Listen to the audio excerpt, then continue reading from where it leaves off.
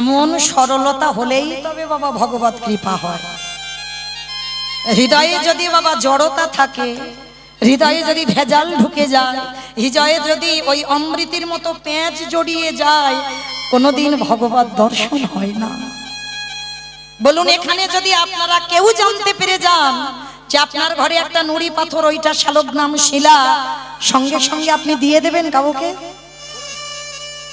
দেবেন? আঁকলে রেখে দেবেন না? কিন্তু সদন কত সোজা সরল ছেলে, দেখো ওর মনে শুধু একটা ভয়, না জানি আমি কত পাপ করেছি, না জানি আমি কত অপরাধ করে ফেলেছি।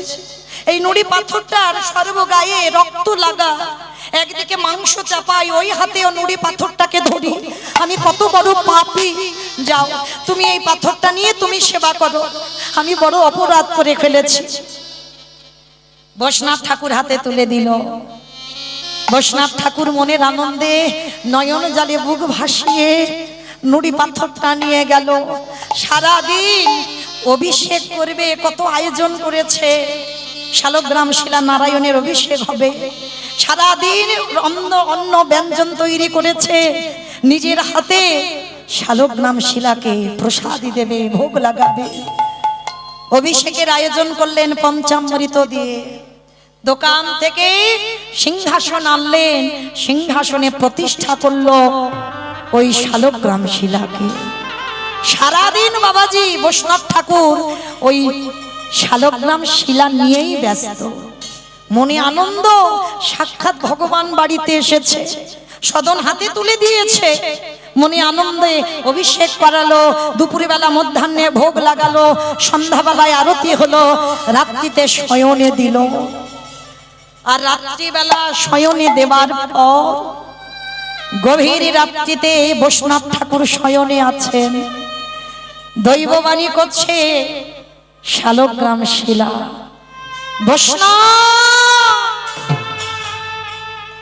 বৈষ্ণব কে বলেছিল তোমার এত ভালো করতে? আমি তো তোমার কাছে এসে কাঁদিনি যে আমাকে মাংসের দোকান থেকে এনে ভালো করে স্নান করিয়ে তুমি তোমার রাজপ্রাসাদে সিংহাসনে আমায় রেখে দাও। আমি কি কেঁদেছি? আমি কি তোমাকে কিছু বলেছি? তাহলে আমার অমতে তুমি আমার ওই সদনের মাংসের দোকান থেকে নিয়ে এলে কেন? ভালোর জন্য বলছি, ভালোই ভালোই সকাল হওয়ার আগে আমাকে ওই দোকানে দিয়ে আসবে। আমি এই রাত সুখ চাই না, আমি সদনের দোকানে ভালো থাকি। আমাকে যত তাড়াতাড়ি পারো আমাকে ওই সদনের দোকানে দিয়ে এসো। যেই না শালগ্রাম শিলা দৈববাণী করছে না, বৈষ্ণব ঠাকুরের নিদ্রা ভঙ্গ হলো। কে আমায় দৈববাণী করে শোনালো? হে দয়াময়, আমি তোমার এমন করে অভিষেক করালাম, সকালবেলা থেকে তোমার জন্য রন্ধন করলাম, আমি তোমাকে যত্ন করে প্রতিষ্ঠা করলাম, তুমি এখানে থাকবে না? ওরে, রাজ অট্টালিকাতে কৃষ্ণ ভজন হয় না। কে বলেছিল আমাকে এখানে আনতে? প্রভু। সদন ওই যে হাতে মাংস ধরে তোমাকে ছুঁয়ে দেয়, তাতে কি হয়েছে? আমি তো কোনোদিন তোকে বলিনি আমাকে ওই এক হাতে মাংস ধরে আর ওই হাতেই আমাকে ধরে। আমি তোকে বলেছি যে আমাকে দোকান থেকে নিয়ে আয়, আমাকে স্নান করা, আমি ওখানেই ভালো থাকি। প্রভু, ওই রক্ত দুর্গন্ধ মাংস, তুমি ওখানে ভালো থাকো কেন? ওরে, বুঝবি না তুই। ওই যে আমার পাল্লার উপরে একদিকে আমি থাকি আর একদিকে মাংস থাকে।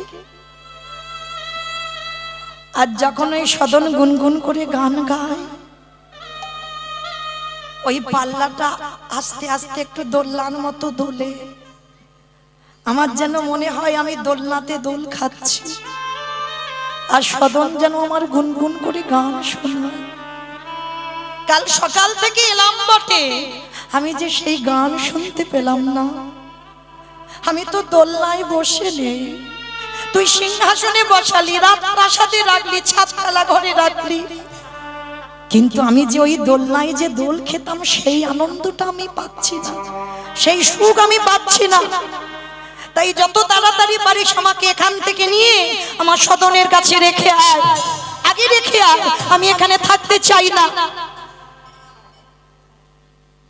বৈষ্ণব ঠাকুর আর কিছু বলল না। তাহলে এই জায়গাটা এইটুকু শুনে বাবা কি বুঝলাম? শুধু আচরণে ভগবান পাওয়া যায় না, শুধু আচরণে ভগবান পেতে পারো না মা কোনোদিন। তোমার ভিতরটা আগে বৈষ্ণবতা করতে হবে। বাইরে বৈষ্ণবতা করলে হবে না, ভিতরটা বৈষ্ণব করো। ভগবানকে একবারও বলেছে আমি মাংসের দোকানে থাকবো না? বৈষ্ণবের সেবা ছেড়ে যে কত আচার মেনেছে তার ঘর ছেড়ে সদনের দোকানে যাবে কেন? ভগবানকে পেতে গেলে এই আচার দিয়ে নয়, ভগবানকে পেতে গেলে শুধু প্রেম ভক্তি লাগে। নিতাই গৌর প্রেমানন্দে হরি বল। ভক্তি যার কৃষ্ণ তার সর্বশাস্ত্রে কয়, ভক্তি না থাকিলে কৃষ্ণ দেখিও বাকি বা হয়। ভোর না হতে হতে সদন তো একটু বেলাতে, বাবা মাংসের দোকান মানে একটু বেলাতে দোকান খোলে। বৈষ্ণব ঠাকুর শালগ্রাম শিলাটা নামাবলী জড়ানো, ভোরবেলা থেকে এসে সদনের দোকানের ধারে বসে আছি। কখন সদন আসবে আর সদনের হাতে শালগ্রাম শিলাটা দিয়ে দেবে। সদন হঠাৎ গুনগুন করে গান গাইতে গাইতে এসে দাঁড়িয়েছে, আর দাঁড়িয়ে দেখে না বৈষ্ণব ঠাকুর। হে কি বাবাজি, বাবাজি আপনি আমার এই দোকানে? বৈষ্ণব ঠাকুর সাষ্টাঙ্গে দণ্ডবত প্রণাম সদনের জন্য।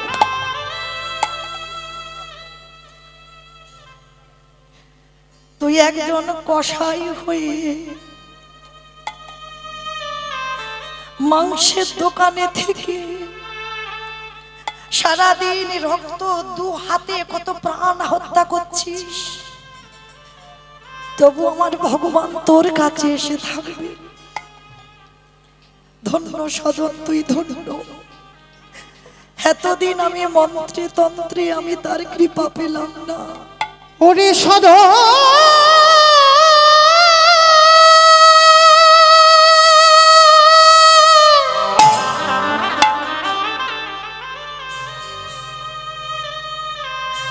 ওরে এমনই অনুরাগ,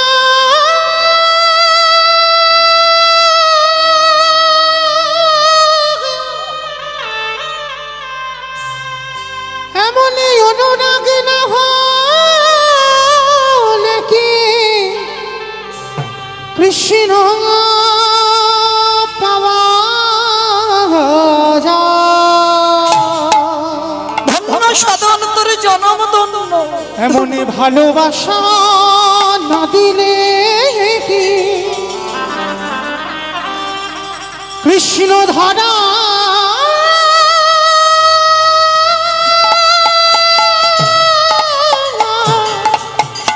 দেয় রে। আজ থেকে আমি আর ভগবানের চরণ সেবা করব না। যে চরণ সেবা করি এতদিন কুল কিনারা পেলাম না, আজকে থেকে ধন্য তুই, আমি তোর চরণ সেবা করব। হে কি বাবাজি এটা কি করছো? আমার ছুঁয়ো না, আমি একজন কসাই, আমি একজন পাপী। আমি কত প্রাণ দিই, কত সকাল থেকে আমি কত মাংস কাটি, আমাকে ছুঁয়ো না, অপরাধ হয়ে যাবে। বলিস না সদন, আমি নিজের কানে শুনেছি আমার প্রভু আমার কাছে থাকবে না, আমার প্রভু তোর কাছে থাকতে ভালোবাসছে। নেই আমার ভগবান রাজপ্রাসাদে ছিল, তোর কাছে এসে থাকতে চেয়েছে, তাই আমি তোর হাতে তুলে দিই।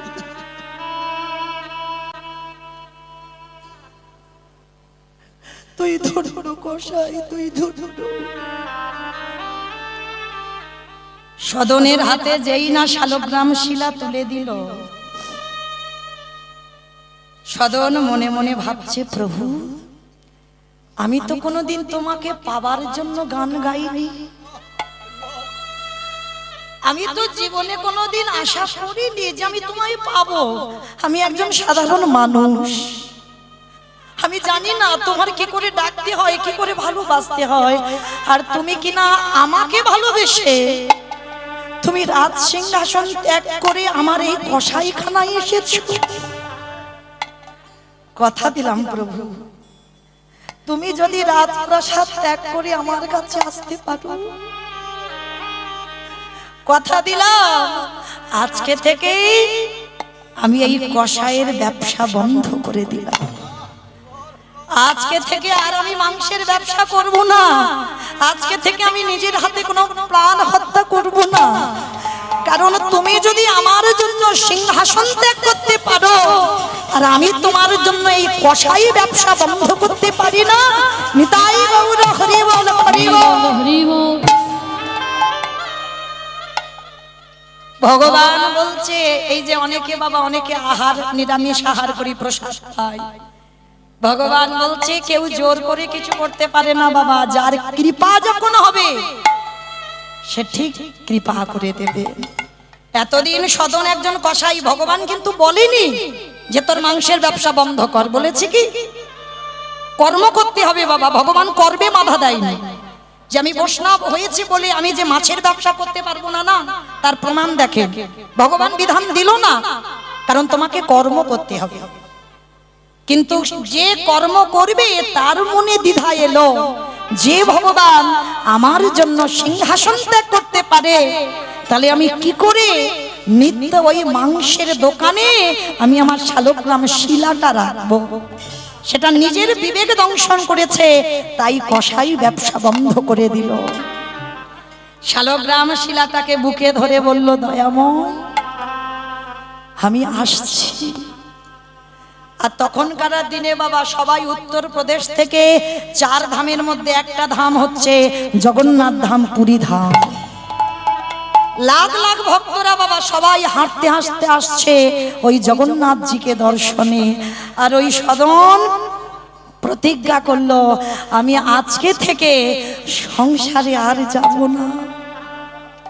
আমার জন্য যে আমাকে ধরা দিয়েছে, আমি এই শালগ্রাম শিলাটাকে নিয়ে আমি জগন্নাথ মন্দিরে যাব। আমি আসছি প্রভু, আসছি তোমার কাছে। আমার জীর্ণ তরি ছেড়ে দিলাম,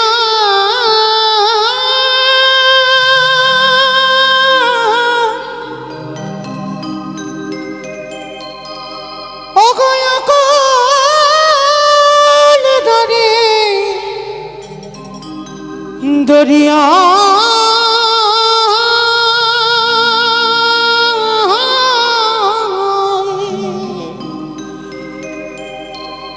আমার দয়া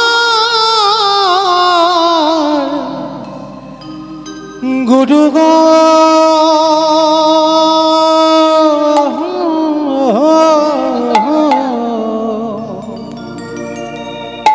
পৌঁছাইয়া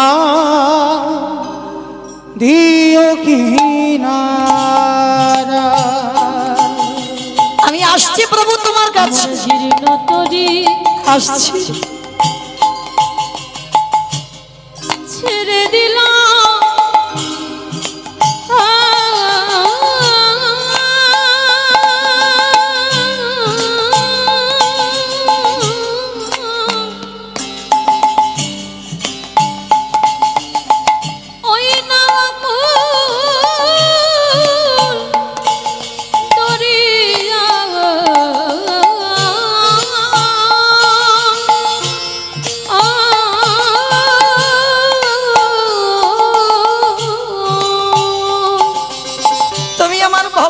পার করে দিও দয়াল, আমার দয়াল গুরু, গুরু গো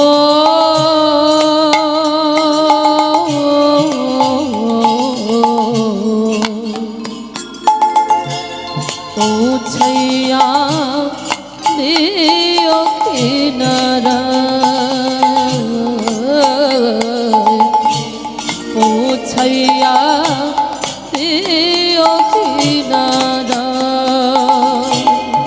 দয়া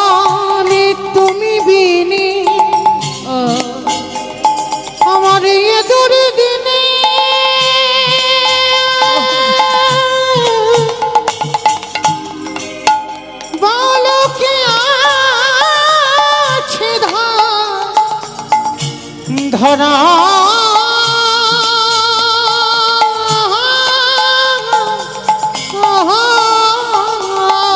দয়াল তুমি বিনে আমারে দূরে দিনে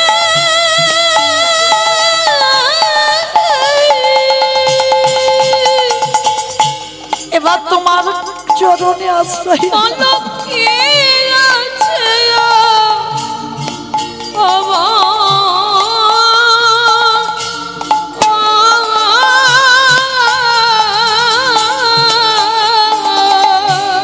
আমার দয়া গুরু গো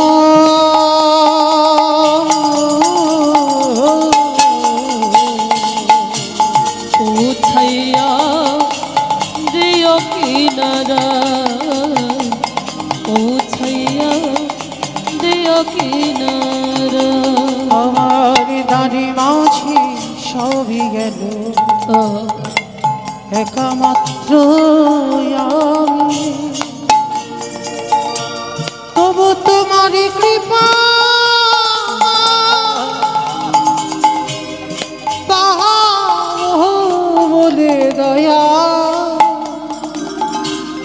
আশাই বসে আছি আমার দাঁড়ি মাঝে গেল একমাত্র আমি তবু তোমার কৃপা পাবো বলে দয়াল আশায় বসে আছি দয়ালে তুমি হইয়া আমারে পাড়ের নেয়া নিতাই গৌর প্রেমানন্দে হরি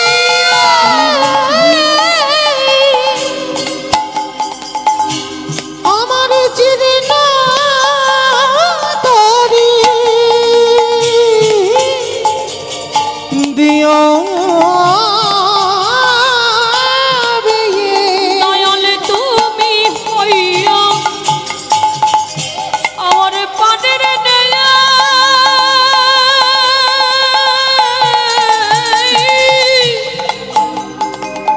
আমার জীর্ণ তরি নিয় ও এই তরি যেন ভাঙা তরি যেন ডুবিয়া না যায় এই তরি জানো ভাঙা তরি জানো তরি জানো ডুবি না যায় আমারই দয়াল গুরু গো পৌঁছাইয়া দিও কিনারা পৌঁছাইয়া দিও কিনারা দয়ালে হে নিতাই গৌর প্রেমানন্দে হরি বল হরি বল হরি বল দয়াল দয়া হে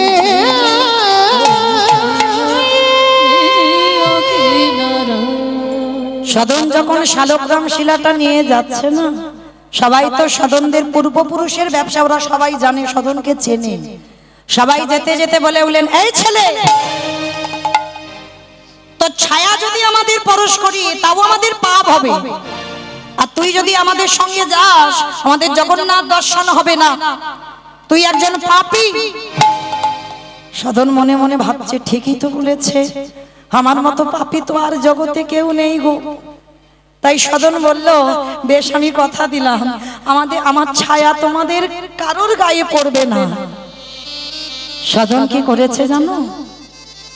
এই যেমন রাস্তা আছে, রাস্তার পাশে বাবা জঙ্গল, সদন ওই রাস্তা দিয়ে যাচ্ছে না, ওই জঙ্গলের রাস্তা দিয়ে খালি পায়ে যাচ্ছে।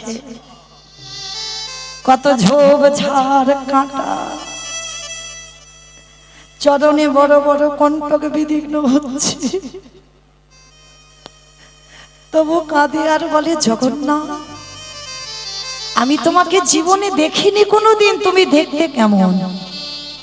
কিন্তু সবাই বলে চার ধামের মধ্যে তোমার ধামে নাকি যেতে হয়, তাই সবাই যাচ্ছে, আমার ইচ্ছা জেগেছে আমি তোমায় দেখব। এখন যেমন বাবা মোবাইলে দেখা যায় জগন্নাথের দেখতে কেমন, কারণ কেউ যদি জগন্নাথের কাছে নাও যায় তো জানে বাবা জগন্নাথ দেখতে কেমন, কিন্তু তখনকার দিনে কোনো মোবাইল নয় আর কোনোদিন দেখেইনি যে জগন্নাথ দেখতে কেমন।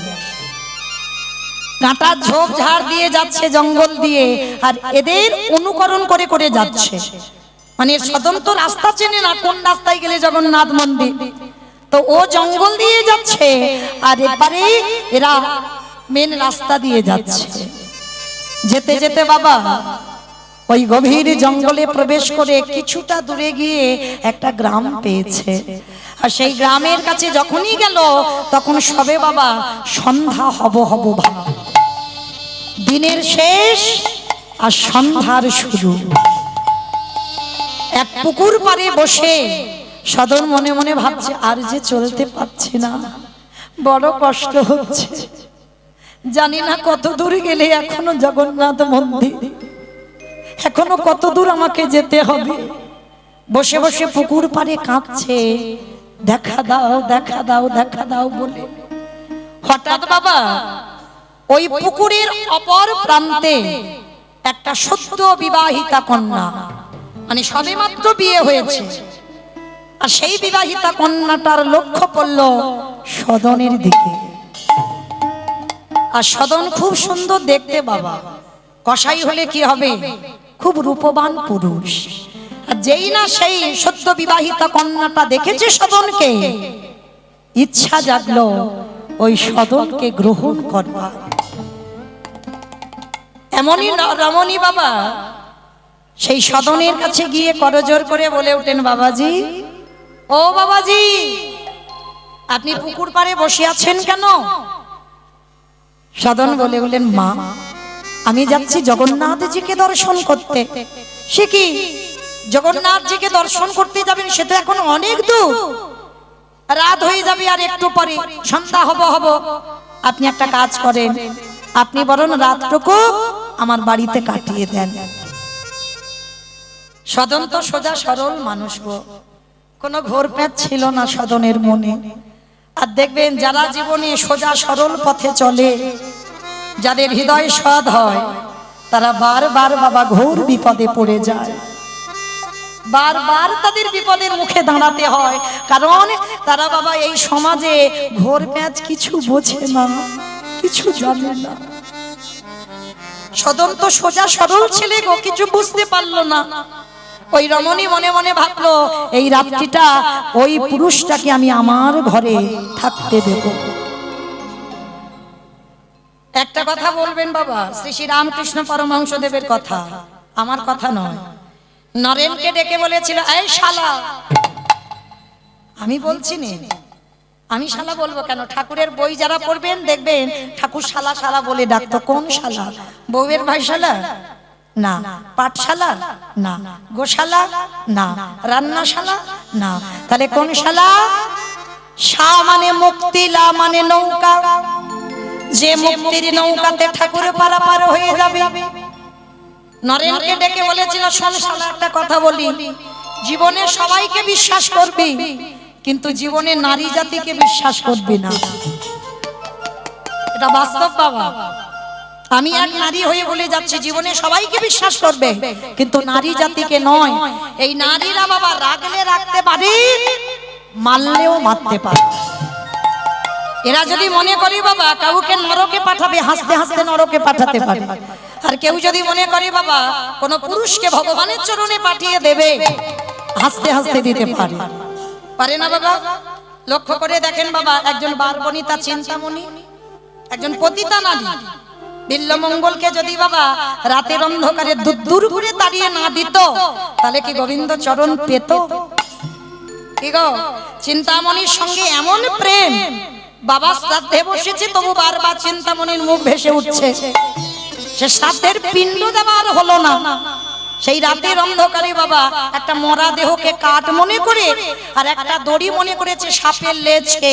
সেই অবস্থাতে চিন্তামণির কাছে গেল। চিন্তামণি একটাই কথা বলেছিল, প্রভু এই প্রেমটা যদি আমার মনে হয় তুমি গোবিন্দ চরণে দিতে, আমার মনে হয় তুমি গোবিন্দ কৃপা পেয়ে যেতে। নিতাই গৌর হরি হরি বল হরি বল হরি বল। তাহলে বাবা নারী করলো না, ভগবানের চরণে পাঠালো না। চিন্তামণিকে যতই বলো না পতিতা পার্বণিতা, চিন্তামণি যদি ওই ধাক্কাটা রাত্রিবেলা না দিত, তাহলে কোনোদিন বিল্লমঙ্গল আজ গোবিন্দ চরণ পেত না। শেষে সেই চিন্তামণিকে বাবা গুরুর জায়গায় বসালো। তাহলে নারী রাগলে রাখতে পারে, মারলে মারতে পারে। দেখেন অসুরদের অত্যাচারে দেবতারা স্বর্গ ছাড়ে। দশভুজা দুর্গা যদি 10 হাতে অসুর নিধন না করত, তাহলে দেবতারা যেত কোথায়? চণ্ডী ঠাকুর রামের চরণ ভজন করে পেল গোবিন্দ চরণ। বিল্লমঙ্গল চিন্তামণির চরণ সেবা করে পেল। জয়দেব গোস্বামী মা পদ্মাবতীর চরণ সেবা করে পেল। এই কলিযুগে তার প্রমাণ শ্রী শ্রী রামকৃষ্ণ পরমহংসদেব মা শারদার চরণ সেবা করেছে। শারদা মা হতে চেয়েছিল না? ঠাকুর কি বলেছিল? বলে এত মা ডাক শুনবে না, তোমার কানে আঙুল দিয়ে বসে থাকতে হবে। কি গো মায়েরা, মা তো তাকে বলে যে নিজের সন্তানটা সন্তান আর অন্যের সন্তানটা সন্তান নয়, সেটা নয়। যার হৃদয়ে মাতৃত্ব থাকবে বাবা, জগতে সবাই হবে তার সন্তান। নিজের ছেলের থেকে যে অন্যের সন্তানকে বেশি ভালোবাসতে পারবে, বেশি স্নেহ করতে পারবে, সেই হবে জগতে প্রকৃত মা। নিতাই গৌর প্রেমানন্দে হরি বল হরি বল। যদি মা হও তো রামায়ণে কইকেয়ী মায়ের মতো মা হয়ে দেখাও। রামের বিমাতা ভরতকে রাজা করলো, আজকে রামের মঙ্গলের জন্য রামকে 14 বছর বনে দিল। সমাজ বলে দিল কইকেয়ী মা ভালো নয়, কিন্তু আদৌ নয় মা। কইকেয়ীর মার মতো একটা সৎ মা হয়ে দেখাও। নিজের ছেলের থেকে যে অন্যের ছেলেকে বেশি ভালোবেসেছে, সৎ মা যে হবে বাবা, তাকে একটাই কথা মনে রাখতে হবে, নিজের ছেলেকে যদি একটু কম খেতে দাও, অন্যের ছেলেকে বেশি দিতে হবে। নিজের ছেলেকে যদি দুর্গা পূজায় একটা বছর জামা কাপড় নাও দাও, যে তোমায় সৎ মা বলে, তাকে তোমায় প্রতি বছর দিতে হবে। কেন? সে যেন অনুভব করতে না পারে যে আমি তার নিজের মা নই। যে মা হবে তার চরিত্রটা এমনই হওয়া উচিত। তো আজকে লক্ষ্য করে দেখেন বাবা, তাহলে নারী হচ্ছে শক্তি। তবে নারীকে হঠাৎ বিশ্বাস করা যাবে না বাবা, এটা রামকৃষ্ণ দেব বলছে। একটু ঘষে মেজে যাচাই করে নিও, কেমন? আর যাচাই যদি না করেছো বাবা, তুমি মরেছো, কেমন? তো আজকে ওমা কোথায় ছিলাম বলো তো? সে গন্ডগোল হয়ে গেছে। হ্যাঁ, কষাই গেছে, বেশ, তার মানে কীর্তন শুনছে। তাহলে বাবা সেই কষাই মনে মনে ভাবলো রাত্রি তো হয়ে যাচ্ছে, ওই রমণীর ঘরে কাটাই। সদ্যজাত বিবাহ হয়েছে, তো সেই রাত্রিবেলা সদন গেল ওই সদ্য বিবাহিতা কন্যার ঘরে। কিন্তু সম্বোধনটা মা বলে করেছে বাবা। ওই রমণী কি করেছে বাবা? রাতের বেলা বিছানা করে দিয়েছে, 3 তলা বাড়ি, তো অভাব নাই। সদন খাওয়া দাওয়া করে ঘুমিয়েছে। আর রাতের অন্ধকারে ওই রমণী সদনের ঘরে গিয়ে দরজা ধাক্কা দিল। সদন যেই না দরজা খুলল, দেখে না ওই বিবাহিতা কন্যা। মা, আপনি এত রাত্রিবেলা আমার ঘরে? বাবাজি, আমি তো এমনি এমনি তোমাকে আমার ঘরে থাকতে দিইনি, আজকে যে আমাকে গ্রহণ করতে হবে অসম্ভব। আমি আপনাকে মা বলে সম্বোধন করেছি, প্রাণ যদি চলে যাই যাবে, কিন্তু আপনাকে আমি গ্রহণ করতে পারবো না। আর আপনি বিবাহিত, আপনার স্বামী ঘরে আছে। এই কাম লালসায় জর্জরিত হলো বাবা। সব থেকে আমাদের এই জড়জগতের শত্রু হচ্ছে বাবা কাম। এরই জন্য বাবা পৃথিবী লয় প্রলয় হয়ে যাচ্ছে। এরই জন্য বাবা ক্রোধ আসে, সমস্ত কিছু একেবারে তছনছ হয়ে যায়। সেই রমণী বলে উঠলেন, ও তাহলে আমার স্বামী আছে বলেই তোমার সমস্যা, আর আমার স্বামী যদি না থাকতো তোমার সমস্যা ছিল না। সেই রাতের অন্ধকারে ধারালো চকচকে অস্ত্র নিয়ে নিজের ঘুমন্ত স্বামীর মস্তকটাকে ছেদন করে দিল। যখনই মস্তকটা ছেদন করে দিয়েছে, সেই ধারালো অস্ত্রটা নিয়ে ওই রমণী সদনের কাছে এসে দাঁড়ালো। দেখো বাবাজি, তুমি বলেছিলে না আমার স্বামী আছে বলে সমস্যা, দেখো আমি নিজের হাতে আমি আমার স্বামীকে হত্যা করেছি। চমকে উঠলো কসাই, হে দয়াময়, এটা তুমি আমার কোন বিপদে ফেলে দিলে আমার। এ কেমন নারী যে নিজের স্বামীকে মারতেও এক পা পিছু হলো না? এ কেমন নারী, এ কেমন সমাজ? কি বাবা, এটাই এখন সমাজ। মিথ্যা করে বাবা দেখবেন, একটা নারী যদি চিৎকার করে বলে আর একটা পুরুষ যদি চিৎকার করে বলে, সমাজ কার পক্ষে যাবে? নারীর পক্ষে যাবে। সে নারী যতই মিথ্যা বলুক বাবা, সমাজ নারীর পক্ষ নেবে, কোনোদিন পুরুষের পক্ষ নেবে না। সদন বলে বললেন, অসম্ভব, আপনি যদি এই রাতের বেলা আমাকে মেরেও দেন তবু আপনাকে আমি গ্রহণ করব না। ওই রমণী বলে বললেন, ও তোমার এত জেদ, তোমার এত ক্রোধ, আমাকে গ্রহণ করা যাবে না? সকাল হলেই আমি গ্রামবাসীকে ডেকে বলবো তুমি আমাকে পাবার লালসায় তুমি আমার স্বামীকে হত্যা করেছো। এটাই সমাজ বাবা এখন। এইভাবে বাবা বহু মানুষ জড়িয়ে যায় এইভাবে, এটা বাবা গ্রন্থ প্রমাণ দিয়েছে।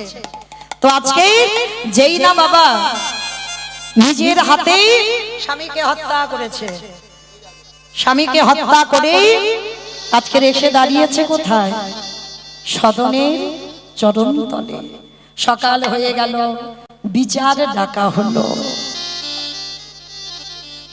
সদন মাঝখানে দাঁড়িয়ে বাবা, প্রমাণ তো নেই, প্রমাণ তো লাগবে, আমি যে নির্দোষ প্রমাণ তো লাগবে, কিন্তু সদনের কাছে কোনো প্রমাণ ছিল না,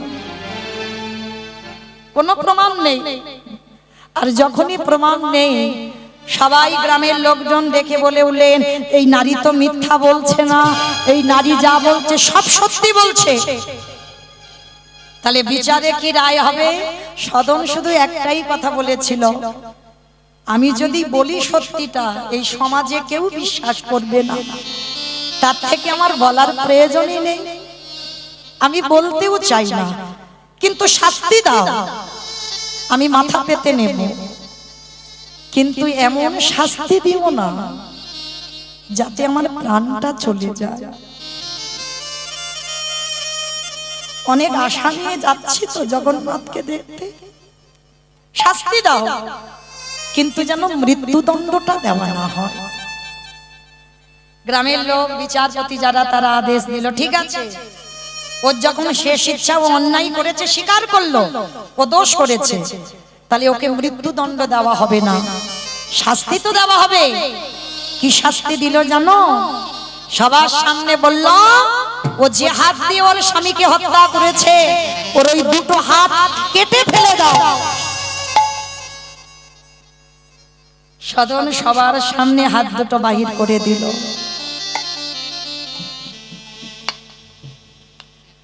ভক্ত যারা হবে না, তারা কোনো প্রতিবাদ করে না বাবা, মাথা পেতে নেয়, দোষ না করেও মাথা পেতে নিয়ে বলে আমি অন্যায় করেছি, আমি দোষ করেছি। ওই যে ত্রিনাদপি ভক্ত মাথা তুলে কথা বলবে না, সদনের চরিত্রটা তেমন। হাত দুটো বাহির করে দিল, কাঁদে আর বলে, জগন্নাথ শুনেছিলাম তোমারও নাকি হাত নেই, আমি শুনেছি, তোমাকে দেখিনি তো কোনোদিন, শুনেছিলাম তোমার নাকি হাত নেই, তাই বুঝি আমাকে তোমার মতো করে নিচ্ছ? আমাকে আঘাত দাও, কষ্ট দাও, কিন্তু সহ্য করবার মতো শক্তিটুকু তুমি দিও। আঘাগাদে যত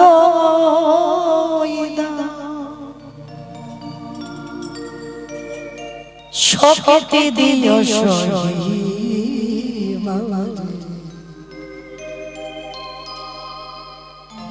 অগদয়া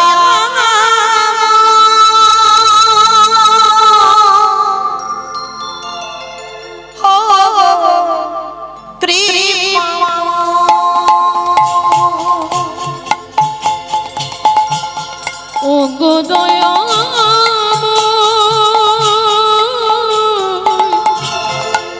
ও গো কৃপাময় আঘাত যত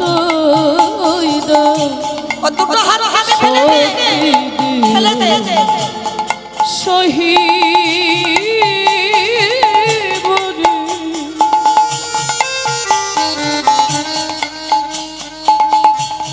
ও গো দয়াময়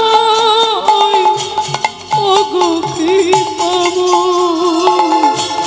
ও গো দয়াময় ও গো কৃপাময়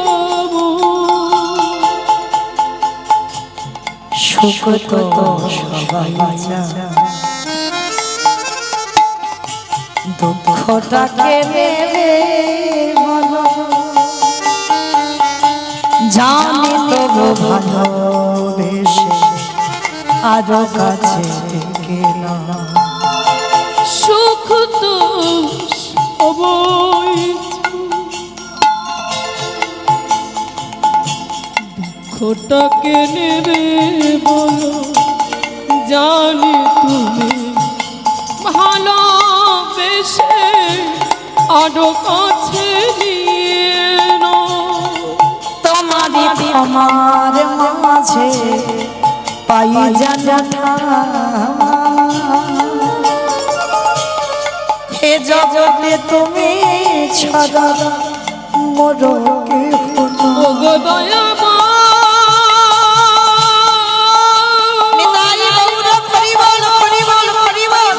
ও গো কৃপাময়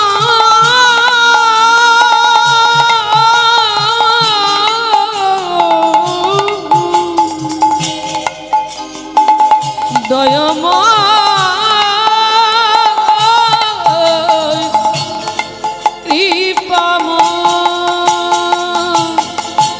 ওগো তোমারই ক্ষমার মাঝে পাই যেন ঠাই তুমি ছাড়া এ জগতে মরে কেহ নাই কৃপাদানে কৃপাদানে প্রভু চরণ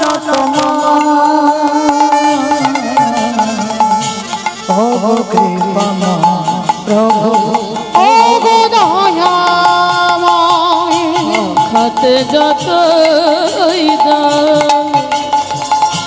শক্তি দিও সহি বরে ও গো দয়াময় ও গো কৃপাময় দয়াময়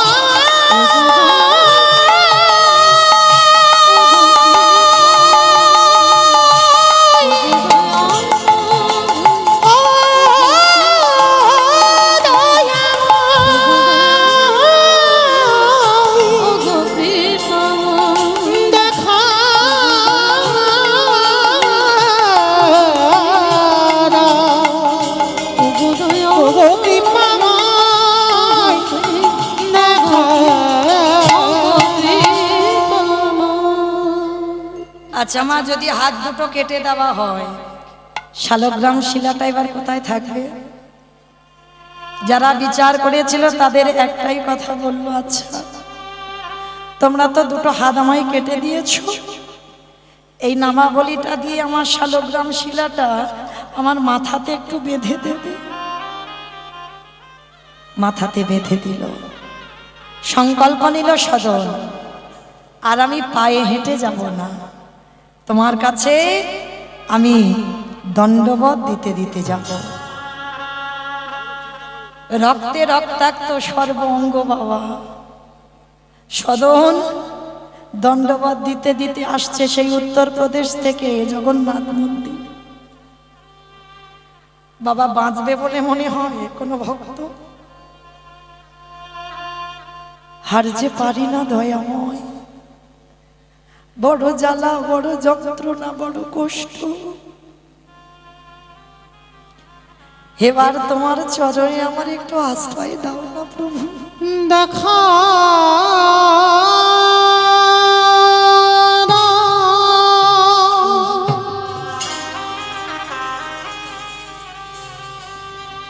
ওগো জগন্নাথ,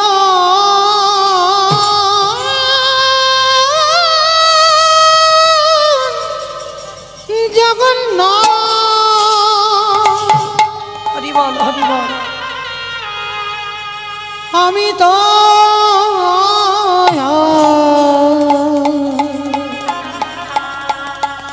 চলিতে পারি না। প্রভু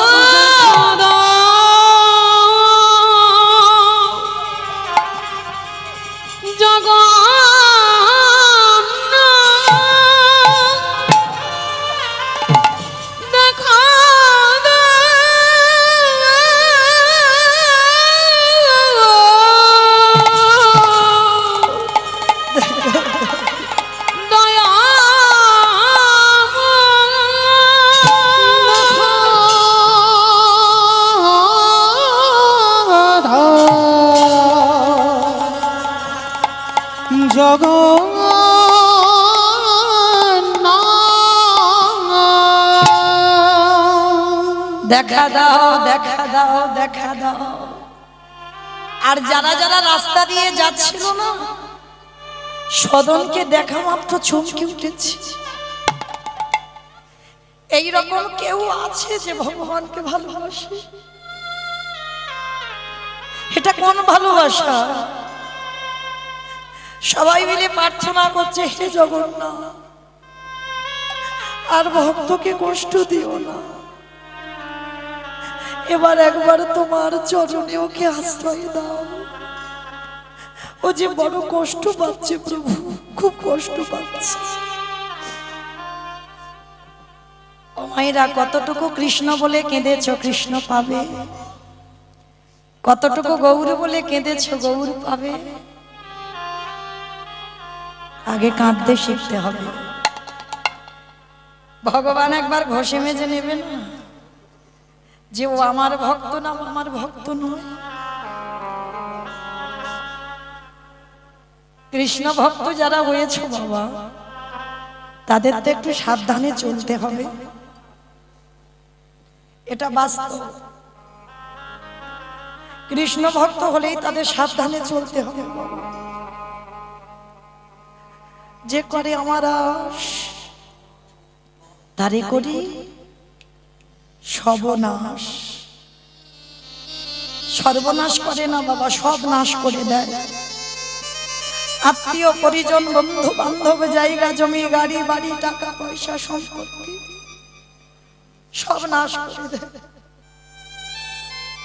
কেউ থাকে না, একাকী হয়ে যেতে হবে। যারা কৃষ্ণ ভক্ত হয়, যাকে আঁকড়ে তুমি বসে থাকবে, ভগবান তাকেই সবার আগে কেড়ে নেবে। এটাই কৃষ্ণ ভক্ত। যদি তোমার সঙ্গে হয়, তোমার জীবনে হয়, তাহলে জানবে তুমি প্রকৃত কৃষ্ণ ভক্ত। কৃষ্ণ ভক্ত বাবা কোনোদিন পাথর সেটিং করা ঘরে থাকে না। তাকিয়ে দেখেন বাবা কৃষ্ণের বন্ধু সুদামার দিকে। স্ত্রীর পরনে একটা ভালো কাপড়ও দিতে পারেনি। তাকিয়ে দেখে মহাভারতের বিদুরের দিকে। দাসীপুত্র বিদুর ঠিক পারত না বাবা দুর্যোধনের রাজপ্রাসাদে থাকতে, থাকেনি।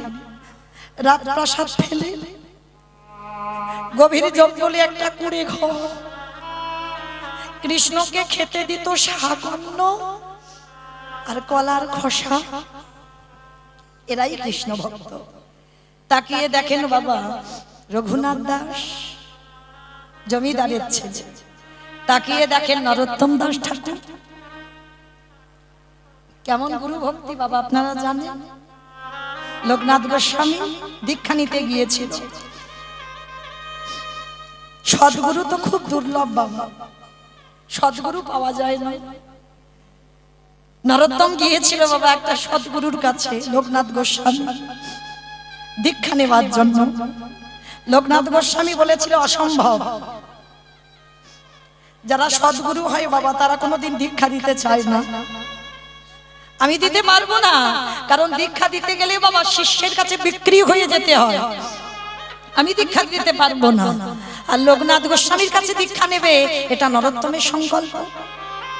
দীক্ষা দেয়নি বলে এই নরোত্তম কি করত, রাতে অন্ধকারে বাবা লোকনাথ গোস্বামী গঙ্গার পাড়ে মলত্যাগ করে আসতো, বাচ্চক্রিয়া করে আসতো।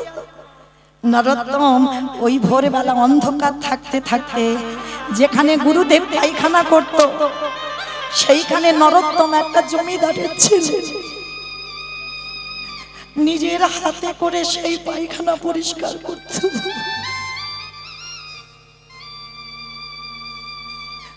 কেমন গুরু ভক্তি দেখো,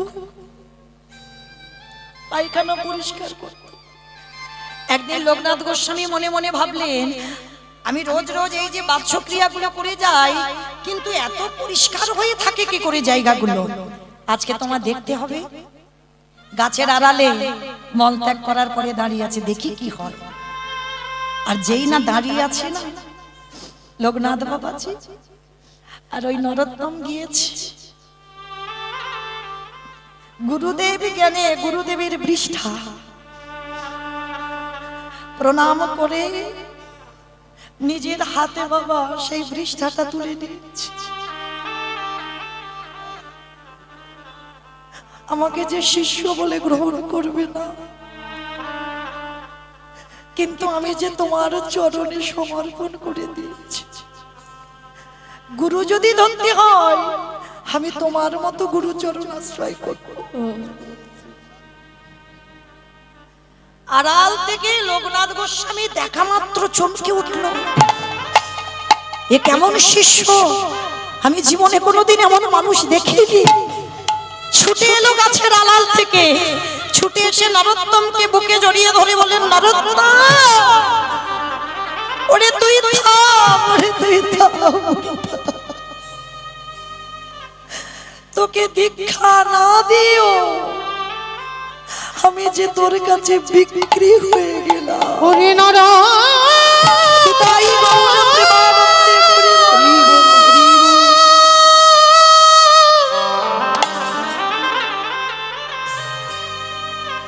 ওরে আমার গুরু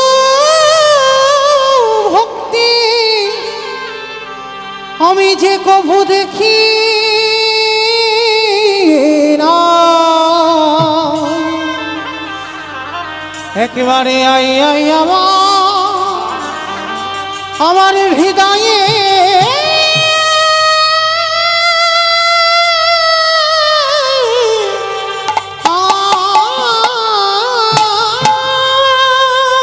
নরোত্তমকে বুকে জড়িয়ে ধরে বলল, নরোত্তম ধন্য আমার জনম, ওরে তোর মতো শিষ্য পেয়ে আমার জনম ধন্য। কোন কোন সময় দেখবেন বাবা গুরুর থেকে শিষ্য অনেক বড় হয়ে যায়। আজ গুরুদেব বলছে তোর মতো শিষ্য পেয়ে আমার জনম ধন্য। ওরে নরোত্তম আমি তোর কাছে জানাইয়ে রাখলাম, আজকের তোর মতো শিষ্য পেয়ে যখন আমি ধন্য হলাম। ওরে নরোত্তম আমি তোর কাছে যে তোর গুরু হবার যোগ্যতা অর্জন করলাম। ওরে নরোত্তম আমি শুধু এ জন্মে নয়, জন্মে জন্মে জন্ম তোর মতো শিষ্যকে জানো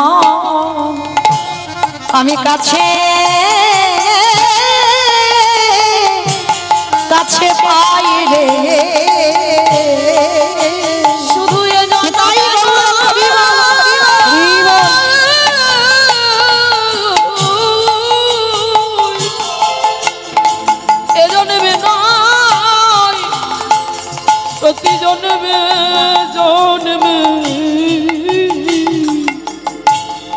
তোর মতো শিষ্য যেন আমি পাই রে। নরোত্তম বললেন দয়াল গুরুদেব, আমার এই জন্মে সাধন ভজন হলো না গো। আমার এই জন্মে সাধনে ভজন হলো না গো। অগা গুরুদেব ওগো গুরু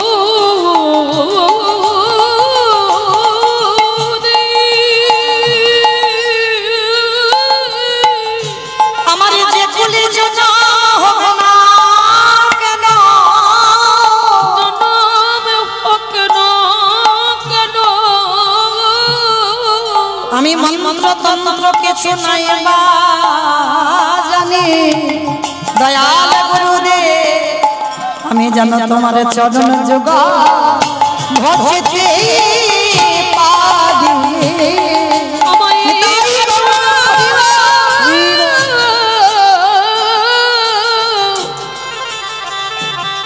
আমায় এই কৃপা কৃপা করো বটে, আমি যেন তোমার চরণে ভজ করতে পারি। গুরুদেব বললেন নরোত্তম, যে এইভাবে গুরু ভক্তি করবে, ওরে নরোত্তম রে, তোর গুরুদেব হয়ে আমি প্রতিজ্ঞা করলাম, যদি জগৎ সংসারে কোনো একজন ভক্ত সৎ গুরুর চরণ পেয়ে যায়, সেই সৎ গুরুর চরণ ভজন করতে পারে, তারে অচিরে কৃষ্ণ প্রাপ্তি হবে। ওরে তাই আমরা করি না।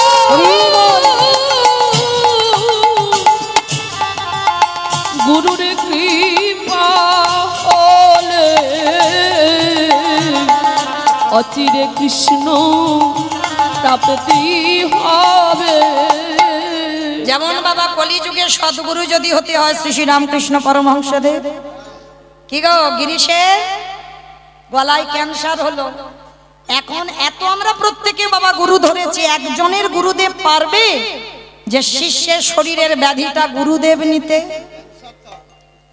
একটা ক্যান্সারের মতো মারণ ব্যাধি শ্রী শ্রী রামকৃষ্ণ পরমহংসদেব যে মাতাল, গিরিশ তো মাতাল বাবা, কোনোদিন গুরুদেবকে গুরুদেব বলে স্বীকার করেনি, গুরুদেবকে কোনোদিন প্রণাম করেনি। একদিন গিরিশের বউ বাবা খেতে দিয়েছে গুরুদেবকে, সে সামনে থেকে থালা কেড়ে নিয়ে ফেলে দিয়েছে। মানে কত বড় গুরু অপরাধ, কত বড় গুরু নিন্দা। তথাপি বাবা সেই গিরিশের মারণ ব্যাধি হয়েছিল, গলায় ক্যান্সার, আর এমন ক্যান্সার হয়েছে মৃত্যু যন্ত্রণায় ছটফট করেছিল গিরিশ। আর মৃত্যু যন্ত্রণায় পড়ে গিরিশের বউকে ডেকে বলেছিল, গো জীবনে কোনোদিন গুরুদেবের দেওয়া মন্ত্র জপ করিনি, তাই বুঝি আমার এই দশা, অন্তত যাবার কালে একবার আমি গুরুদেবকে ডেকে দেখি। মানে এত গুরুদেবেরকে নিন্দা করেছে, গুরুদেবের সঙ্গে বাবা কত দ্বিচারিতা করেছে। আর যেই না বাবা এসে মৃত্যু সজ্জায় একবার শুধু মরণকালে ডাকলো, গুরুদেব। গিরিশ থাকতো বাগবাজার, আর শ্রী শ্রী রামকৃষ্ণদেব থাকতো বাবা দক্ষিণেশ্বর কালীবাড়ি। কতটা রাস্তা। গুরু আর শিষ্যের সম্পর্ক কেমন হয়? লোহার চুম্বকের মতো। কাছাকাছি এলে বাবা যেমন চুম্বক আর লোহার টান দিয়ে দেয়, প্রকৃত গুরু আর প্রকৃত শিষ্য যদি হয়, আগে থেকে বাবার হৃদয়ে জানতে পারে আশেপাশে কোনো না কোনো জায়গায় আমার শিষ্য দাঁড়িয়েছে। এদের বলবে সদ্গুরু, বাবার হৃদয় বুঝতে পারবে, জানতে পারবে, অনুভব করবে। তো যেই না একবার গিরিশ ডেকেছে, আমার দক্ষিণেশ্বর কালীবাড়ি থেকে খালি পায়ে ছুটতে ছুটতে ঠাকুর গিয়ে দাঁড়িয়েছিল গিরিশের দরজায়। তখন তো মৃত্যু সজ্জায় গিরিশ, আর ঠাকুর গিয়ে ডাকছে, এই শালা, এইরকম করে ডাকলি কেন? আর ঠাকুর তো কোনোদিন দুঃখে থাকতো না, ঠাকুর সবসময় হেসে কথা বলতো। কিরে শালা ডাকলি কেন বল? এসেছে গুরুদেব, আমার যে যাওয়ার সময় হয়েছে। চুপ কর, কোন নাকি যাওয়ার সময় হয়েছে? শোন, তুই নাট্যাচার্য গিরিশ, তোকে বাঁচতে হবে। তোর নাটক যখন সমাজে বাজবে, সমাজ শিক্ষা পাবে। তোর নাটক শুনে সমাজের লোক চলতে শিখবে, সমাজ শিক্ষা পাবে। আর শোন, আমার আর কোনো বেঁচে থাকার প্রয়োজনীয়তা নেই। দে তো দে, তোর ওই গলার ক্যান্সারটা আমার দে তো দেখি। কি গো মা, একটা গুরুদেব দেখান, একটা গুরু। ঠাকুর বলছে দে তোর ক্যান্সারটা আমার দে। বলে গুরুদেব এরকম নেওয়া যায়? বলে যায়। গুরুদেব যখন দীক্ষাটা দেয় না, দেহটা ছিদ্র হয়ে যায়। গুরুদেব কুকর্ম করলে শিষ্যের শরীরে আসে, আর শিষ্য কুকর্ম করলে গুরুদেবের শরীরে আদান প্রদান হয়। এইবার যেই বলেছে দে ক্যান্সারটা, বলে দেওয়া যায় না। বলে দেখ দেওয়া যায় নাকি। যেই না ঠাকুর গিরিশের গলার দিকে তাকাইছে, ওই গিরিশের গলা থেকে ক্যান্সার উঠে গিয়ে আমার ঠাকুরের গলায় গিয়ে বসলো। কি গো, তাহলে গুরু যদি ধরতে হয়, এই রকম গুরু চরণে আশ্রয় করো। হ্যাঁ ওমা, কোথায় ছিলাম গো লীলাতে? হ্যাঁ, সদন যাচ্ছে যে, এটাই হলো কীর্তন মাঠ। যেতে যেতে কোথায় গিয়েছি খুঁজে পাচ্ছি না, এই যে আপনারা মনে করে দিলেন। বেশ, তাহলে সদন, হাত দুটো কাটা, মাথায় নামা বলি শালগ্রাম শিলা। আজকের দণ্ডবোধ করতে করতে, মানে যেটাকে আমরা বলি গন্ডি দেওয়া বাবা, সেই দণ্ডবোধ করতে করতে এসে দাঁড়িয়েছে জগন্নাথ ধাম, পুরী ধাম। ভক্তরা সবাই এসে গেছে, প্রচুর ভিড়। হ্যাঁ, আর এত ভিড় বাবা, ওই সদন কঙ্কাল সার দেহ, আর ওই রক্ত পুজ, মানে পোকা লেগে গেছে। অনেকদিন ধরে হেঁটে আসছে তো, অনাহারে অনিদ্রায়, জীর্ণ মলিন দুর্গন্ধ। আর যেই না মন্দিরের সিংহ দুয়ারে দাঁড়িয়েছে, ওই পূজারীরা বলে উঠলেন, আয় আয় আয় আয়। ছি ছি ছি ছি ছি ছি, ও কি গন্ধ বার হচ্ছে গায়ে দিয়ে। এই আগে যাও দেখি, এখানে এখানে যাওয়া যাবে না, এখানে তোমাদের মতো মানুষদের যাওয়া নিষেধ আছে। যা ওখানে গিয়ে বস। সদন বলছে একবার, অনেক আশা করে এসেছি গো, একবার দাও না গো আমার জগন্নাথের কাছে যেতে। এই কোথা থেকে পাগল এসেছে, ওকে নাকি জগন্নাথের কাছে যেতে দিতে হবে? যা এখান থেকে দূর হয়ে যা। গলা ধাক্কা দিয়ে বের করে দিয়েছে, ধুলার পরে পড়ে গেল।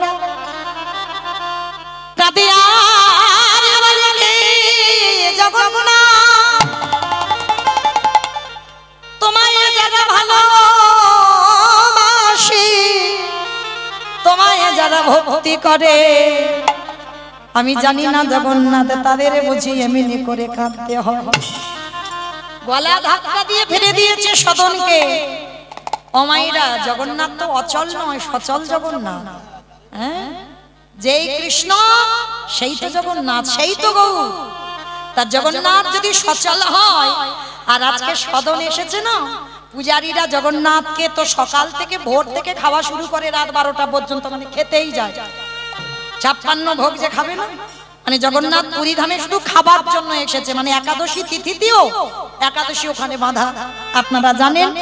তা এইবার জগন্নাথ খাচ্ছে বটে, কিন্তু বাবা খুব আনন্দ, মানে এত আনন্দ, তা ভক্তরা জিজ্ঞেস করছে, প্রভু কি ব্যাপার, তোমার বদনে এত হাসি কেন? নিশ্চয়ই কি কিছু ঘটনা ঘটছে নাকি? বলে শোনো, ঘটছে না, আমার এক ভক্ত এসেছে। ভক্ত? বলে হ্যাঁ, তার জন্য আজকের আমার মনটা খুব খুশি খুশি, আমার খুব আনন্দ আজকে। শোনো, আমার ভক্ত যে এসেছে না, আর আজকে যাও তোমরা পালকিতে করে আমার ভক্তকে আমার কাছে নিয়ে এসো।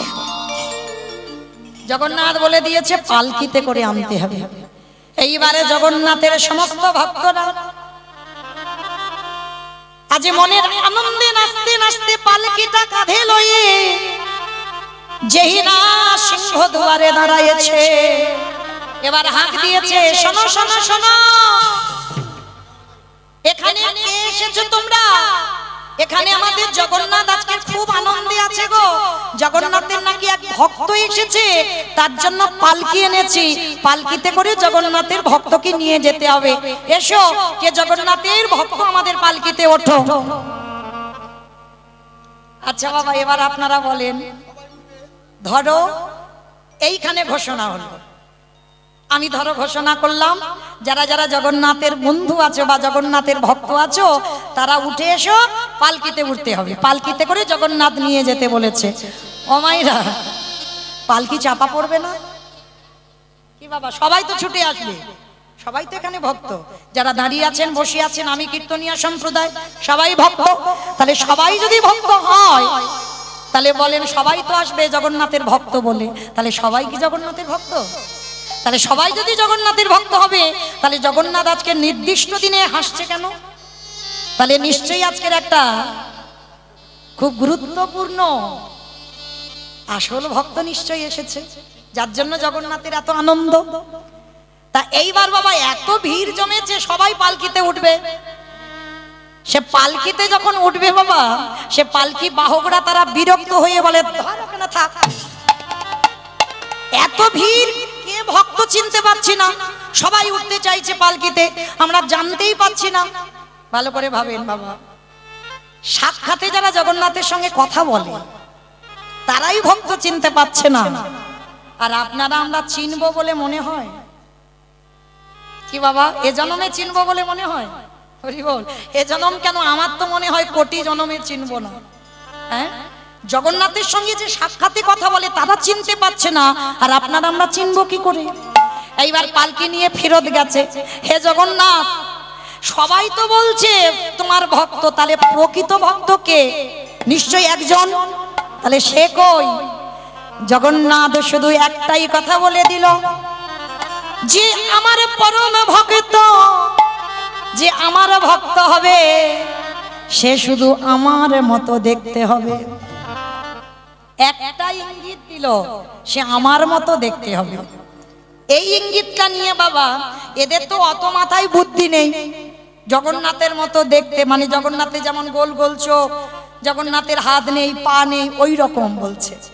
তা এইবার মন্দির থেকে বেরিয়ে সিংহদুয়ারে চারিদিকে খুঁজে খুঁজে বেড়াচ্ছে, জগন্নাথের মতো দেখতে কে? কে গো? ভগবান যদি কৃপার দৃষ্টিটা না দেয়, তুমি চিনতে পারবে?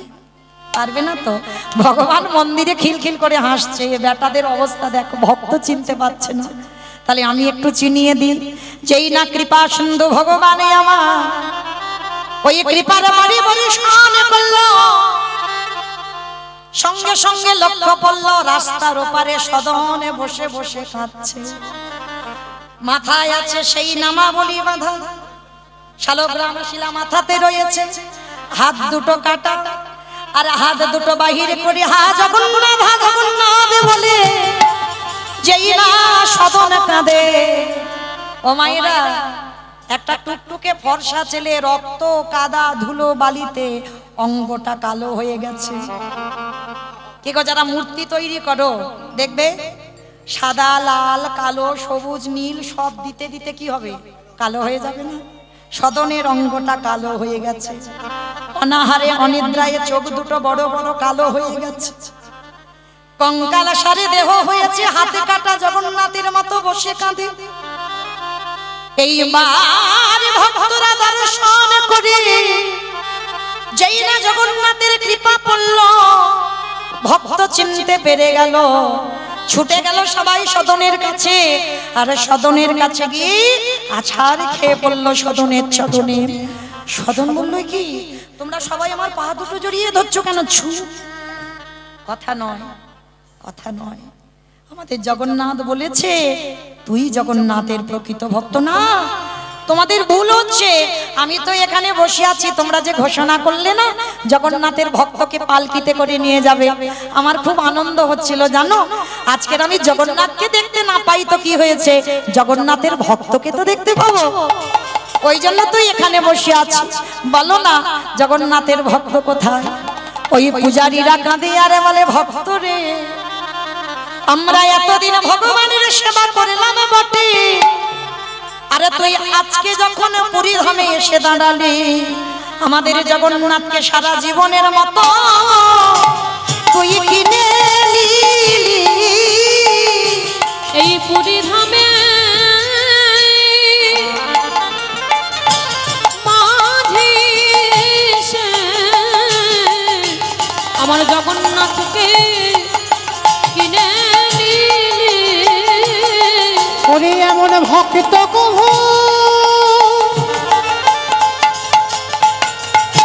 আমি না দেখি নাই হে আমাদের জগন্নাথকে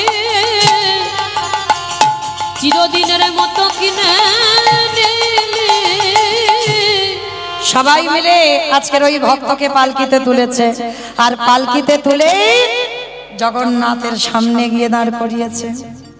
বাবা প্রথমে বলেছি ভক্ত পারে ভগবানকে চোখ রাঙাতে, সদন জীবনেও কল্পনা করেনি যে সাক্ষাতে ভগবানকে দর্শন পাবো। তাহলে ভগবান ভক্ত কিন্তু ভগবানের কাছে আসেনি, ভগবান আগে ধরা দিয়েছে। এইবার সদন জগন্নাথের সামনে গিয়ে দাঁড়িয়ে বলল, জগন্নাথ আমি তোমাকে ডাকিনি, তুমি আমার কাছে নিজে ধরা দিয়েছ। সেই যদি ধরা দিলে দয়াময় একেবারে বলে দাও প্রভুকে, কিসের জন্য আমার দুটো হাত কেটে নিলে? এইবার বাবা প্রশ্ন ভক্ত করেছে, তুমি আমার কাছে এসেছো, আমি তোমার কাছে আসিনি, তাহলে তুমি যখন কৃপা করে ধরা দিলে আমার হাত দুটো কেটে নিলে কেন? কি এমন অন্যায় করেছি? যখন বলেছে হাত দুটো কেটে নিলাম কেন, জগন্নাথ মৃদু হেসে বললেন, সদনে রে আমি এমনি এমনি তোর হাতে দুটো কেটে নিই নাই। কেন নিলাম জানিস সদন? ওই কর্ম ফলের বোঝা তো বইতে হবে। কর্ম ফল জীবনে কাউকে কোনোদিন ছাড়ে না, কাঁদালে কাঁদিতে হয়, এই কথাটা মিথ্যা নয়। কি বাবা এমনি এমনি হাত কেটে বসে আছে? এমনি এমনি বাবা দেখবেন রেল লাইনে কত পা কেটে বসে আছে, কেন? কত অভিমান হয়, কত দুঃখ হয় না? কিন্তু দুঃখ করার কিছু নাই, তার কর্মের ফল ভোগ করছে। সদনের চরিত্র শুনলে বুঝতে পারবেন সদনের দুটো হাত কাটলো কেন। এই সদন আগের জন্মে বাবা একজন বৈষ্ণব ছিল, শুদ্ধ বৈষ্ণব, মানে আচার পালন করত, মানে হৃদয় থেকে বৈষ্ণবতা নয়, আচার পালন করত। হৃদয় থেকে বৈষ্ণব আর আচার বাবা দুটো তফাৎ, হ্যাঁ এ দুটো তফাৎ, এটা মনে রাখতে হবে। তা আজকে যেই না ওই আগের জন্মে এক বৈষ্ণব ছিল, নিত্য ভগবানের চরণে 108টা করে তুলসী দিত, নিত্য করত, আর এই জপের মালায় জপ করতো বাবা। আর এই বৈষ্ণবের কেমন নিয়ম জানো? জপ করতে করতে বাবা যদি বাই চান্স একটা কথা বলে দেয়, এটা নিয়ম, আবার আচমন করে মালাটা ধরতে হবে। যে কথা বলতে বলতে বাবা মালা হচ্ছে তো হচ্ছে, এর সঙ্গে গল্প হলো মালা হচ্ছে, ওর সঙ্গে গল্প হচ্ছে মালা হচ্ছে, বাজার করলাম মালা হচ্ছে না। মালা করতে গেলে একবার করে বাবা মালা যদি কথা বলো তাহলে তোমাকে আচমন করতে হবে, আচমন করে আবার মালাটা ধরতে হবে। তুমি রেখে দাও ঠিক আছে, মালা করতে হবে না, কিন্তু যদি কথা বলো তাহলে আচমন করতে হবে। সেই রকম বৈষ্ণব ছিল। তা এক গাছের তলায় ঠান্ডা বাতাস, পুকুর পাড়ে বসে জপের মালাতে জপ করছে ও মায়েরা। আর এক কসাই কি করেছে জানো?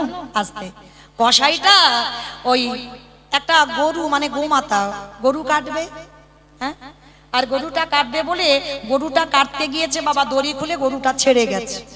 আর গরুটা যেই না ছেড়ে গেছে, গরু ছুটতে ছুটতে চলে যাচ্ছে। কসাই বাবা অস্ত্রটা নিয়ে তেড়ে যাচ্ছে, গরুটাকে ধরতে হবে। আর ঠিক 3 মাথার মোড়, আর বৈষ্ণব বাবা ঠাকুর গাছের তলায় বসে নাম জপ করছে। আর একটু পিছনে হয়ে গেছে বাবা কসাই, আর ওই গরুটা ডান দিকে গেল কি বাম দিকে গেল আর খুঁজে পাচ্ছে না। বাবাজি ছিল, কসাই গিয়ে বলছে, বাবাজি ও বাবাজি তুমি দেখলে একটা গোমাতা একটা গরু কোন দিকে গেল? কথা বলতে পারছে না তো বাবাজি নাম করছিল, নাম করতে করতে মালাটা হাতে নিয়ে একবার শুধু দেখিয়ে দিল ওই দিকে গেছে। কি গো, কসাইয়ের সঙ্গ দিল, দিল কিনা বাবা? যদি না দিত তাহলে নিশ্চয়ই হয়তো গরুটা বেঁচে যেত। যদি না দেখাতো তাহলে কসাইয়ের সঙ্গ দিল বলে জন্ম হলো, পরের জন্মে বৈষ্ণব হয়ে এত আচার মেনেও ওইটুকু অপরাধের জন্য কসাইখানায় গেল। শুধু কসাই হলো না, ওই আঙুল দিয়ে জপের মালা নিয়ে দেখিয়ে দিল বলে দুটো হাত কাটা পড়ে গেল। আর সেই যে গরুটাকে তেড়ে গেল কাটবে বলে, ওই গরুটা হলো সেই রূপবতী নারী, সুন্দর যুবতী, সদ্য বিবাহিতা কন্যা। ওই গরুটা নারী হয়ে জন্ম নিল। আর ওই যে কসাই মারবে বলে গোমাতাটাকে সেই ধরলো, ধরে গোমাতাটাকে কেটেছিল। সেই কসাইটা হলো কে? সেই নব সদ্য বিবাহিতা কন্যা, তারই স্বামী। তাহলে বাবা আপনারা কি বুঝলেন এইটুকু শ্রবণ করে? এমন কর্ম করব না আমরা যেন আবার 80 লক্ষ জনিতে যেতে হয়। যেমন বাবা ক্লাসে 1 2 3 4 5 এই যে উপরে উঠি, মনুষ্য জীবন হচ্ছে দুর্লভ জনম। এই দুর্লভ জনম যখন পেয়েছ আগের দিকে চাও, কিন্তু যেন কেউ এমন আমরা কর্ম করব না যেন আবার আমাদের এই কসাইয়ের মতো আবার বৈষ্ণব থেকে বাবা কসাই হয়ে পিছনের দিকে যেতে হয়। তাহলে ভাবেন, ভগবান সেই বৈষ্ণবকেও ছেড়ে দিল না, কসাইয়ের সাহায্য করলো বলে কসাইখানায় জন্ম দিল। হ্যাঁ, তাহলে এইভাবে চলতে হবে, ভগবত ভক্তির হৃদয়ে থাকবে, এমন কুকর্ম করব না। ওই সদন কাঁদে আর বলে, জগন্নাথ আজি আমার চৈতন্য হয়ে গেল। এই জগতে সত্যিকারের যদি কেউ ভুল কর্ম করে থাকে, আমার জগন্নাথ জগতের নাথ হয়ে সেই কর্ম ফলের শাস্তি তাকে দিয়েই থাকে। তার প্রমাণ রইলাম আমি সদন কসাই। সবাই সদন কসাইয়ের নামে জয়ধ্বনি দিয়ে বললেন, সদন ধন্য, ভগবান তোর পাপের শাস্তি দিল বটে, কিন্তু শাস্তি দেওয়ার পরেও জগন্নাথ চরণ তলে আশ্রয় দিল।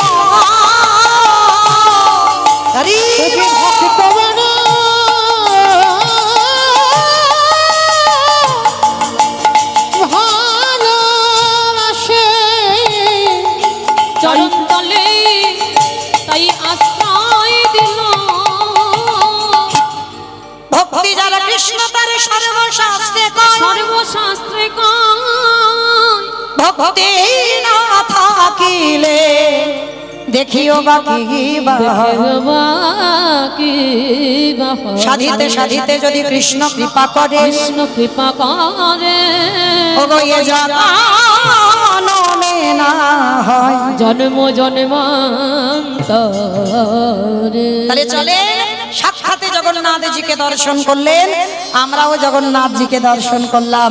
তো চলেন আজকের আমরা যাবার সময় যেহেতু জগন্নাথের কথা হলো, আমরা জগন্নাথের একটা ভজন গাইতে গাইতে আপনাদের চরণ থেকে বিদায় নেব। আমার পরবর্তীতে আমার বাবা ঠাকুর আসবেন, কীর্তন জগতের যিনি সম্রাট, যার পথ অবলম্বন করে আমরা গোটা কীর্তন সমাজ যার চরণ আশ্রয় করে, যার পথ অবলম্বন করে আমরা চলছি, তার চরণে দণ্ডবাদ প্রণাম জানিয়ে আমি বিদায় নেব। আমার বাবা ঠাকুর আসবেন, আপনারা লীলা কীর্তন শ্রবণ করবেন। আর যাবার সময় আমরা একটা জগন্নাথ মন্দিরে উড়িয়া ভজন শুনতে শুনতে বিদায় নেব। মাধব মাধব হে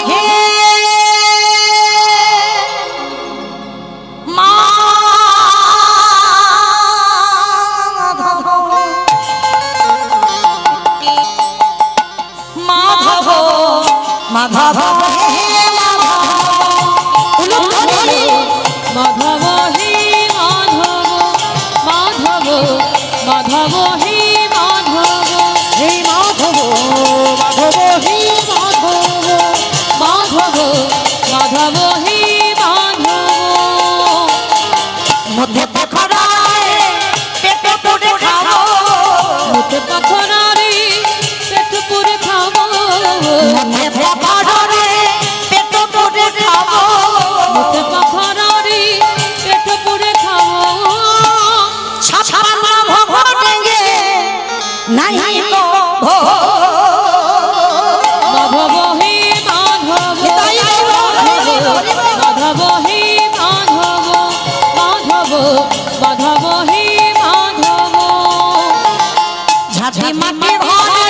রেখো মোর সুখে মাটি ঘরে রেখো মোর সুখে ঝালি মাটি ঘরে রেখো মোর সুখে মাটি ঘরে রেখো মোর সুখে রাজ্য বহরে নাই মোর